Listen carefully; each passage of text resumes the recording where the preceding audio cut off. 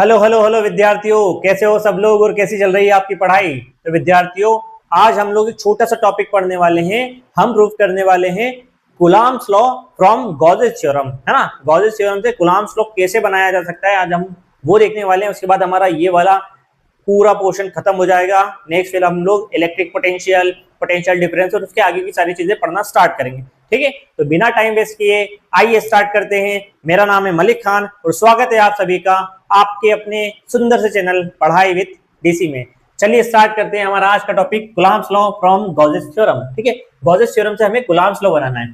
ठीक है विद्यार्थियों, तो क्या करें हम लोग यहाँ पर एक पॉइंट हम लोग ले रहे हैं। यहाँ पर पॉइंट पी कंसीडर कर रहे हैं। कोई पॉइंट है पॉइंट पी, ठीक है, जिसके ऊपर प्लस क्यू चार्ज है ना। एक पॉइंट पी कंसीडर किया हमने, पॉइंट पी जिस पर क्या है प्लस क्यू चार्ज। ठीक है, अब क्या किया हमने, इस पॉइंट पी से आर डिस्टेंस पर, है ना, पॉइंट पी से आर डिस्टेंस पर एक दूसरा पॉइंट सपोज किया। ठीक है, एक दूसरा पॉइंट सपोज किया क्यू, है ना। कौन सा पॉइंट, प्लस क्यू सपोज किया, है ना। पी क्यू पी एस कुछ भी ले सकते हैं, ए भी ले सकते हैं, हमारे ऊपर है। ठीक है, हमने क्या किया, आर डिस्टेंस पर एक पॉइंट सपोज किया क्यू। अब इस आर को रेडियस मानकर हमने क्या करा, एक स्फीयर बना दिया। क्या करा विद्यार्थियों, इस आर को रेडियस मानकर एक स्फीयर बना दिया। ठीक है, स्फीयर स्फीयर स्फीयर बना रहे हैं हम लोग। ठीक है, देखते हैं कितना गंदा स्फीयर हमारा बनता है। ठीक है, एक स्फीयर बना दिया हमने, आर को रेडियस मानकर बना दिया एक स्फीयर जैसा दिख रहा है विद्यार्थी, थोड़ा थोड़ा दिख रहा है स्फीयर जैसा। ठीक है, क्या बना दिया हमने, एक स्फीयर बना दिया। ठीक है, ये बन गया हमारा एक स्फीयर। ठीक है, आर को रेडियस मान के हमने बना दिया एक स्फीयर। ठीक है, आई होप थोड़ा गंदा सा स्फीयर बना है, बाकी ठीक है, थोड़ा एडजस्टमेंट करना पड़ेगा विद्यार्थियों, बिना, ठीक है, राउंडर के बिना बनाएंगे तो ऐसा ही बनेगा। आप लोग राउंडर का उपयोग करें, ठीक है, ताकि अपना स्फीयर जो है थोड़ा सा बढ़िया बने। ठीक है, ये बना दिया विद्यार्थियों हमने एक स्फीयर। ठीक है, अब क्या होगा, अब ये जो हमने स्फीयर बनाया है, इस स्फीयर के अंदर चार्ज है, तो इस स्फीयर से हर डायरेक्शन में क्या निकलेंगे, मैग्नेटिक फील्ड लाइंस। उसी को हम क्या बोलते हैं, मैग्नेटिक फ्लक्स। तो अब ये जो सरफेस है, ये सरफेस गॉसियन सरफेस बन जाएगी क्या विद्यार्थियों। कैसे बन जाएगी, गॉसियन सरफेस। लास्ट वीडियो में भी हमने इसके बारे में पढ़ा है कि क्लोज सरफेस जो है वो कैसे होती है, गॉसियन सरफेस होती है। ठीक है, तो ये सरफेस हमारी बन गई गॉसियन सरफेस। ठीक है, क्लियर है। चलिए आइए आगे, अब हम देखते हैं ये जो पॉइंट Q है, इस पर हमने एक सपोज किया एक टेस्ट चार्ज है Q0। कौन सा चार्ज है, टेस्ट चार्ज Q0 है। ठीक है, क्लियर है विद्यार्थियों। और यहां पर हमने एक छोटा सा एरिया कट किया, उसे हमने बोला ये एरिया जो है वो है ds। कौन सा एरिया है, ds। और पूरा जो स्फीयर है उसे हमने बोला s। ठीक है, पूरा जो स्फीयर है उसका एरिया कितना है, s। और छोटा सा एरिया हमने जो कट किया वो कितना है, ds। और ये हमारी इलेक्ट्रिक फील्ड हो गई E। क्लियर है विद्यार्थियों। चलिए आगे करते हैं, हम लोग हमारे डेरिवेशन को स्टार्ट करते हैं। ठीक है, क्या करना है हमें, गॉसेस थ्योरम से कूलम्ब्स लॉ को प्रूव करना है। क्या करना है, गॉसेस थ्योरम से कूलम्ब्स लॉ को प्रूव करना है। ठीक है, क्लियर है। कूलम्ब्स लॉ आपको याद होगा आई होप। ठीक है, आइए प्रूव करेंगे तो और याद दिला देंगे। ठीक है, चलिए अब हम लोग क्या करने वाले हैं, इस छोटे से स्मॉल सरफेस एरिया से पास होने वाला इलेक्ट्रिक फ्लक्स निकाले। ठीक है, छोटे से स्मॉल एरिया से पास होने वाला इलेक्ट्रिक फ्लक्स निकाले। ठीक है, तो यहां करते हैं। सबसे पहले हमने निकाला electric flux passes through small area या small surface ds।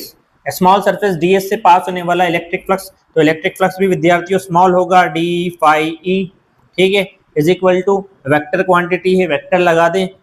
फॉर्मूला हमें पता है, हम बहुत सारे क्वेश्चन इस पे कर चुके हैं पुराने वीडियो में। क्या होता है, E vector dot area vector, area यहाँ पर है ds, तो हमने लगा दिया ds वेक्टर। ठीक है, क्लियर है। चलिए आगे बढ़ते हैं, इसके बाद वेक्टर हटाएंगे विद्यार्थियों, तो d phi e is equal to क्या हो जाएगा, E dot ds cos theta. क्या हो जाएगा, E dot ds cos theta. अब देखो इलेक्ट्रिक फील्ड और एरिया ds के बीच में एंगल कितना है, 0 डिग्री।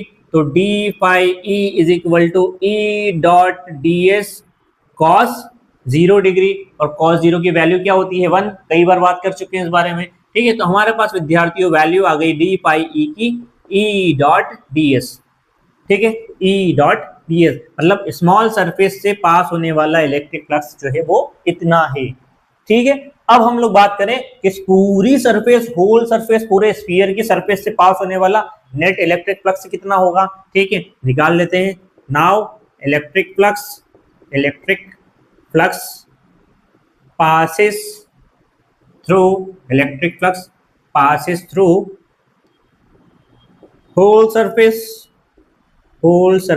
S, पूरी सरफेस S से पास होने वाला इलेक्ट्रिक फ्लक्स क्या करेंगे विद्यार्थियों, इंटीग्रेशन। ठीक है, इंटीग्रेशन कर दे हम किसका, डी फाई ई का, किसका इंटीग्रेशन कर दे, डी फाई ई का। इधर integration E dot D S. ठीक है, तो यहां पर इंटीग्रेशन करें, कुछ नहीं है मतलब 1। ठीक है, जिसका कोई नहीं होता उसका 1 होता है, बार बार बोलते हैं हम हर वीडियो में। ठीक है, तो यहाँ पर इंटीग्रेशन करेंगे, क्या होगा, फाई ई प्लस का सी। ठीक है, लास्ट वीडियो में भी हमने एक क्वेश्चन पूछा था कि यहाँ पर हमने सी क्यों लगाया, सी फॉर कांस्टेंट, कौन सा इंटीग्रेशन है। ठीक है, कौन सा इंटीग्रेशन है, तो इसका आंसर है विद्यार्थियों डेफिनेट, है ना। डेफिनेट और इनडेफिनेट दो टाइप के इंटीग्रेशन होते हैं, ये कौन सा है, इनडेफिनेट इंटीग्रेशन है। ठीक है, इसलिए हमने यहाँ पे क्या करा, कांस्टेंट लगाया।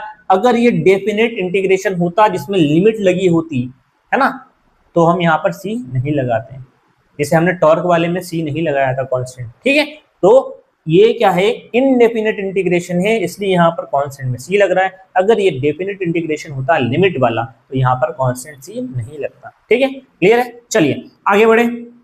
यहाँ पर इंटीग्रेशन करें तो ये तो कांस्टेंट, इंटीग्रेशन किसका होगा विद्यार्थियों, डीएस का। ठीक है, चलिए, तो phi E plus C is equal to E dot. अब बात करें हम लोग इंटीग्रेशन किसका करना है, डीएस। डीएस क्या है, छोटा सा एरिया, स्मॉल एरिया। तो इसे बहुत सारे छोटे छोटे स्मॉल एरिया को अगर हम मिला दे तो पूरा सरफेस एरिया बन जाएगा स्फीयर का, है ना।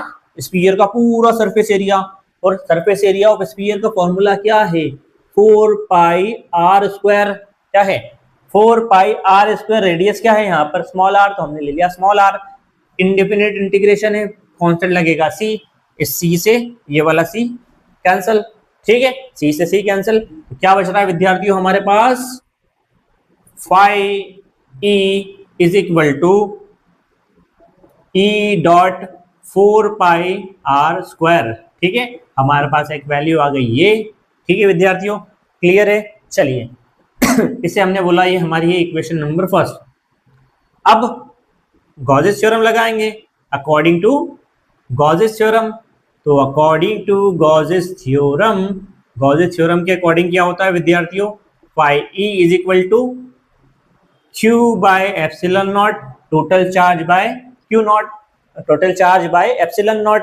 टोटल चार्ज क्या है यहाँ पर गॉसियन सरफेस में, स्फीयर में, क्यू, हमने लिखा क्यू बाय एप्सिलॉन नॉट। ठीक है, अब ये हमारे पास सेकंड इक्वेशन आ गई विद्यार्थियों, फाई ई की एक वैल्यू ऊपर वाली, एक वैल्यू नीचे वाली, दोनों को सॉल्व करें तो from equation first and second we get, equation first और सेकंड से हमें क्या मिलेगा, E dot 4 pi R square is equal to Q by epsilon naught. ठीक है, यहां पर हम ई की वैल्यू यहां से निकालें तो हमारे पास क्या आएगा, 1 by 4 pi epsilon naught into Q by R square. ये वाले स्टेप क्या समझ में आ गई है सभी विद्यार्थियों को। ठीक है, कुछ नहीं करा हमने, एप्सिलॉन नॉट को इसके साथ लिख दिया और आर को अलग लिख दिया, मल्टीप्लाई में है, कुछ भी लिख सकते हैं, आगे पीछे एक ही बात है। ठीक है, हमने लिखा 1 by 4 pi epsilon naught into Q by R square. ऐसा क्यों लिखा, ताकि हमें समझ में आ जाए कि हाँ हमारा कूलम्ब्स लॉ कितना बन चुका है, हमें और किस चीज की रिक्वायरमेंट है। तो हमारा कूलम्ब्स लॉ क्या होता था विद्यार्थियों, यहाँ पर बताएं आपको, यहाँ पर दिख रहा है आपको कूलम्ब्स लॉ हमारा क्या होता था, F is equal to 1 by 4 pi epsilon naught dot Q naught by R square. क्या होता था, Q naught by R square. तो यहाँ पर आप लोग देखें 1 by 4 pi epsilon naught dot Q by R square तो हमारे पास आ गया है।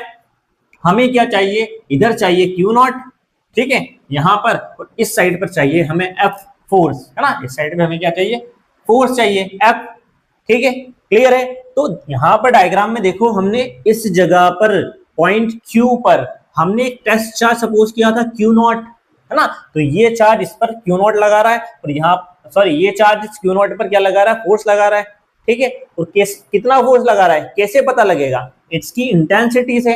इंटेंसिटी का फॉर्मूला क्या होता है विद्यार्थियों, E is equal to F by Q naught, ठीक है।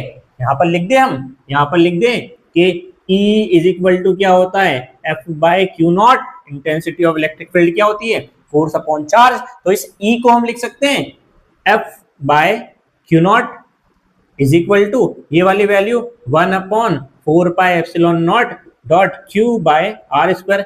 इस क्यू नॉट का मल्टीप्लाई इधर ऊपर कर दें तो हमारे पास F is equal to 1/4πε0 into Q naught by R square आ गया। यही है हमारा कूलम्ब्स लॉ, हेंस प्रूव्ड, ठीक है। तो ये हो गया विद्यार्थियों हमारा Coulomb's law from Gauss's theorem, ठीक है। आई होप आपको समझ में आ गया होगा, हमने बड़े डिटेल में और बड़े अच्छे से पूरे एकदम व्यवस्थित नोट्स भी बना दिए आपके, पूरा डेरिवेशन सॉल्व कर दिया, ठीक है विद्यार्थियों। और ये हमारा क्वेश्चन आईएमपी है, इंपॉर्टेंट है आपके बोर्ड एग्जाम के लिए, ठीक है। इससे रिलेटेड क्वेश्चन आने के पूरे चांसेस है हमारे, ठीक है। तो आप लोग अच्छे से इसको नोट कर लीजिए, ठीक है। कोई डाउट आता है तो हमसे पूछिए, ठीक है। आज का हमारा छोटा सा वीडियो था, हमारा वीडियो खत्म होता है, हमारा टॉपिक खत्म होता है, ये हमारा पूरा चार्ज वाला पोर्शन जो है वो खत्म हुआ। अब हम लोग electric potential, potential difference, capacitor वगैरह ये सारी चीजें पढ़ेंगे। तो ये हम लोग स्टार्ट करेंगे अपने नेक्स्ट वीडियो में।